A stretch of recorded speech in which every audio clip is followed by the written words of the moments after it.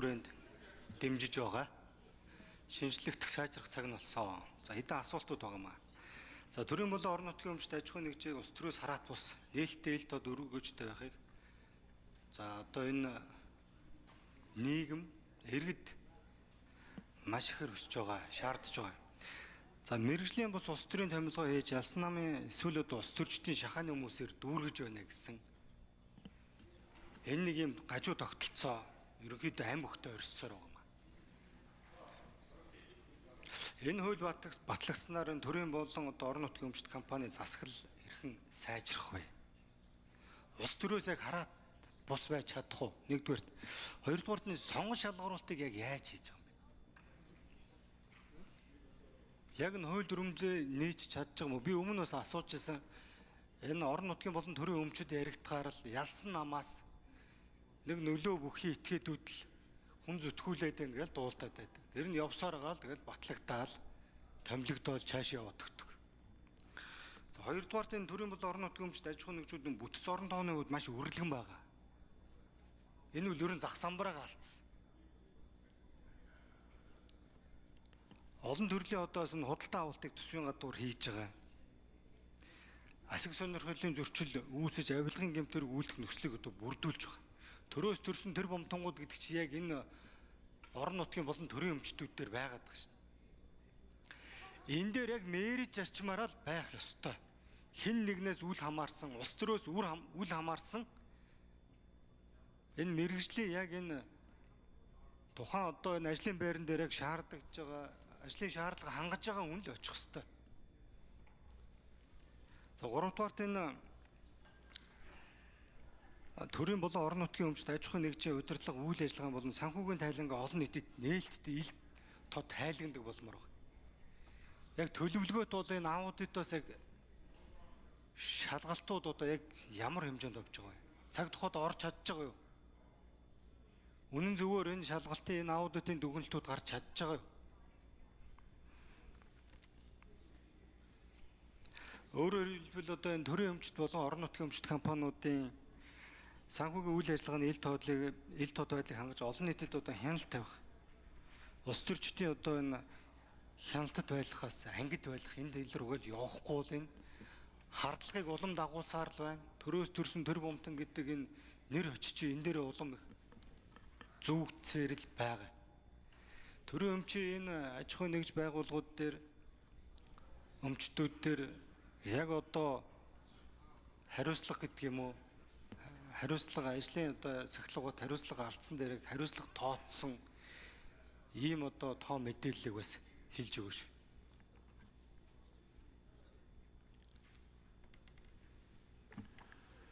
За Алтан шахрын гишүүний асуултанд хариулъя. Ажлын хэсэг 4 номерын дээр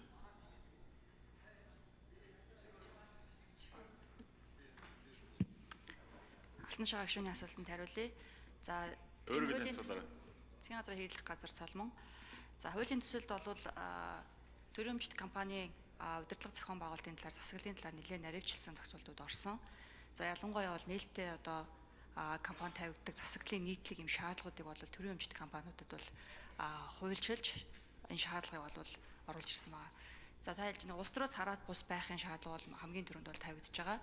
Гүйцэтгэх удирдлага болон төлөөлөл удирдах зөвлөлийн гишүүдэд тавигдах шаардлага бол хуулийн төсөлд дэлгэрэнгүй тавьсан байгаа. Та 21-р зүйл бол харах 24-р зүйлээс та харах боломжтой.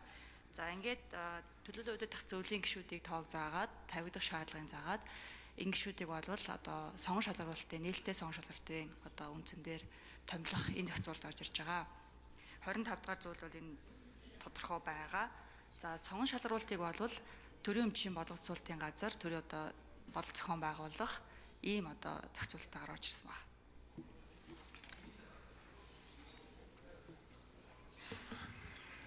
За зочин танилцуулах юм. Баянгар аймгийн ерөнхий боловсролын 1-р сургуулийн оюун цэцэг багштай 10-г ангийн 2006 оны төгсгчид улсын хурлын үйл ажиллагаа төрийн ордонд танилцж байна. За та бүхэнд эрүүл мэндийн ад жаргал сайн сайхан бүхнийг нийт гишүүдийнхээ өмнөөс хүргэж байна.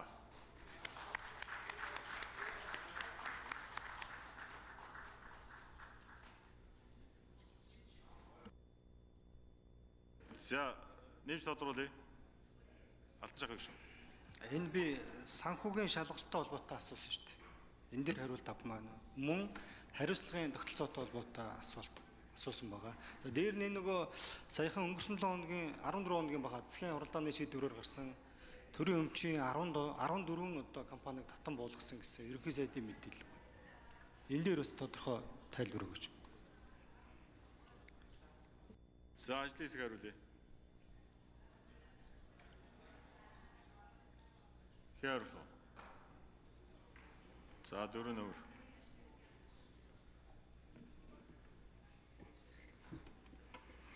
Ажлын хэсгийн гишүүн Давны мөс хууль зүйн сургуулийн багш. За хариуцлагын тогтолцоон дээр хариулъя. За төрийн өмчит компани одоо тууз гүйцэтгэх удирдлага эрхлэх албан тушаалтан дээр хариуцлагын асуудал нь компани тухай хуулийн механизмаас гажсан шинжтэй явж исэн буюу төрийн байгууллагаас тодорхой удирдамж чиглэл өгөөд за ингээд яг нөгөө өөртөө шийдвэрээ гаргаад үр дагавраа өөртөө хариуцдаг энэ компани механизм өөр ажиллах боломжгүй болчиход удирдах чиглэлээр явчихаар өөрөлдөх юм бол өөрийн шийдвэрээ гаргахгүй учраас үр дагавраа өөрөө хариуцахгүй гэдэг ийм механизм руу бол орцсон байсан. За энэ хуулиар бол яг компани хуулийн механизмын дагуу тууц гүйцэтгэх удирдлага бол яг компани эрхлэх үүднээс шийдвэрээ гаргаад за энэ хүрээнд дээр За нэмж хариулъя. хүлээнэ гэдэг ийм зарчим үйлчилж байгаа. За ингээд тодорхой хууль тогтоомж юм уу эсвэл компанид хохирол учруулсан тохиолдолд хувьцаа эзэмшигч болон хувьцаа эзэмшигчийн эрхийг хэрэгжүүлэгч за төрийн өмчийн хорооны зүгээс одоо компани хууль заасан төлөөлөл нэхэмжлийг гаргах замаар иргэний хариуцлага за хууль гэрээнд заасан бас хариуцлагыг гэрээнд заасныхаа дагуу хүлээх боломжтой байдлаар орж ирж байгаа. За санхүүгийн юун дээр нэмэлт хариулт өгөх.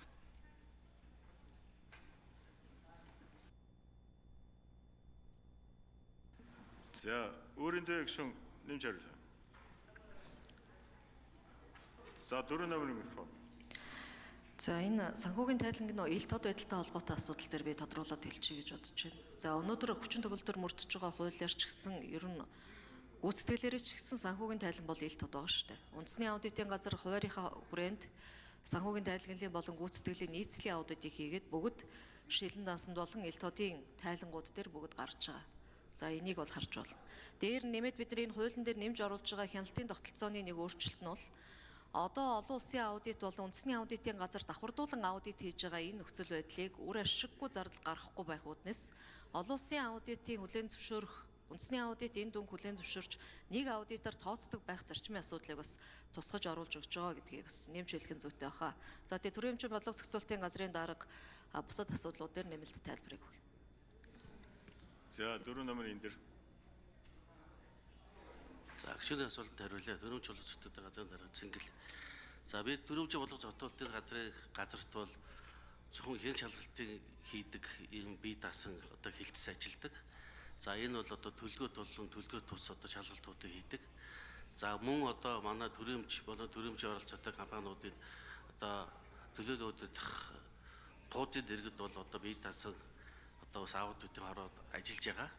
За ер нь бол зөрчил дутагдлууд бол ерөнхийдөө нийтлэг одоо зөрчил дутагдлууд бол бас их гарч байгаа. Нэг ялангуяа одоо худалдаа авалттай холбоотой зөрчил дутагдал, зардлыг хэтрүүлэх одоо ийм зөрчил дутагдлууд бол гарч иж байгаа. За тэгэхээр энэ бүгдээрэнд бид бол бас арга хэмжээ авч за холбогдох одоо хариуцлага тооцож за хурлаар оруулж тогтоол гаргаад энийг хэрэгжилтийг одоо бас тодорхой хугацаа заагаад ингээд одоо бас үр дүнгийн ингээд тооцож ажиллаж байгаа.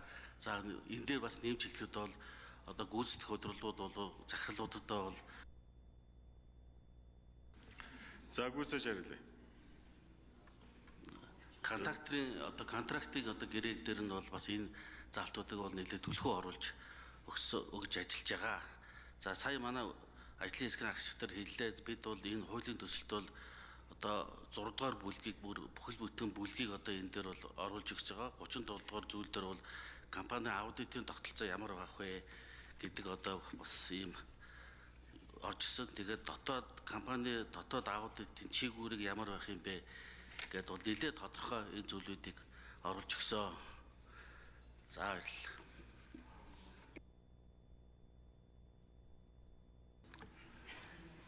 За зочид танилцуулъя. Улсын хурлын гишүүн Төвшингийн урилгаар Байлдааны гавьяаны Улаантугийн одонд, Сүхбаатарын одонд нийгмийн аюулаас хамгаалах яамны цэргийн дээд сургуулийн 1986 оны төгсөгчид улсын хурлын үйл ажиллагаа төрийн ордонтой танилцж байна.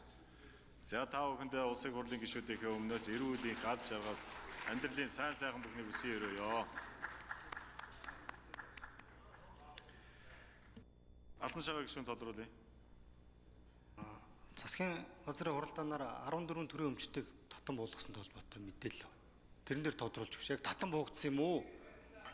Ямар шийдвэр гарсан юм бэ?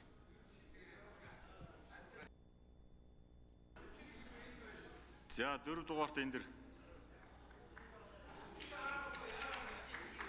Засгийн газрын хийх газар цолмон Алтан шагаан гишүүний асуултанд тодруулъя. За засгийн газрын хуралдаанаар бол энэ төрийн өмчт компаниудын одоо үр ашиг нэмэгдүүлэх, зардлыг бууруулах, цэцгэлийг сайжруулах энэ одоо шинжилгээний бодлогын арга хэмжээнүүд бол явж байгаа. Энэ хүрээндээ бол Эрдэнэс Монгол нэгдлийн хараа одоо 14 компаниг татан болгох шийдвэр гарсан. Энэ дээр бол зарим компаниуд нь бол охин компани чиглэлийг толгой команд нь нэгтгэх чиглэлийг нэгтгэж татан болгох. За зарим компаниудын хувьд бол энэ гадаадын хөрөнгө оруулалтад хамтарсан компаниудын хувьд бол бас хувь эзэмшлээс гарах татан болгох энэ үндсэн одоо даалгавраа чиглэлийг бол авсан. За үүний дагуу бол Эрдэнэс Монгол компани төлөөлөл өгөх зөвлөл дээр одоо хууль томжийн дагуу холбогдох шийдвэрүүд нь гараад явна. за Отгон шарын Батнаар хэмнэлт гишүүн алга байна.